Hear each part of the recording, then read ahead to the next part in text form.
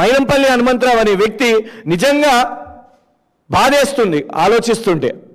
మానసికంగా ఏదో ఆయనకు ఒక చికిత్స అవసరం ఉన్నట్టుంది, సన్ స్ట్రోక్ ఉన్నట్టుంది.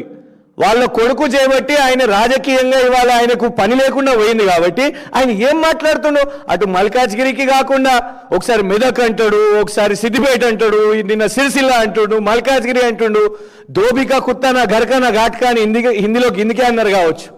అదే ఏం మాట్లాడుతున్నావు నువ్వు? ఎందుకంత ఏమంటాడు? ఇప్పుడు రౌడీయిజం అని రాష్ట్రంలో జరుగుతున్నదా అని అనగానే నన్ను రౌడీ అని అంటావా అని అంటే ఆయన లోపల ఉన్న గిల్టీ ఫీలింగ్. అవును, మరి ఆనాడు నువ్వు ఏ పార్టీలో అవుతున్నావో టీడీపీలు ఉన్నప్పుడు ఆనాడు అదే ప్రభుత్వం కదా, అప్పుడు వాళ్ళు నిన్ను తడిపారు చేసిర్రు, నగర బహిష్కరణ చేసిర్రు. తర్వాత నువ్వు ఎంపీ టికెట్ తెచ్చుకుందాం అనుకున్నావు.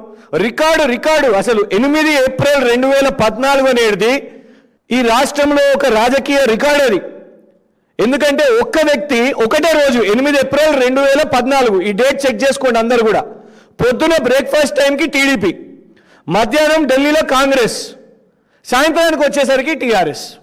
పొద్దున టీడీపీలో టికెట్ రాలే, కాంగ్రెస్లో పోయిండు, కండువా కప్పుకునేసరికి అక్కడ కాంగ్రెస్ వాళ్ళు మేము టికెట్ ఇస్తలేము అనేసరికి సాయంత్రానికి కాలు మొక్కే పరిస్థితి.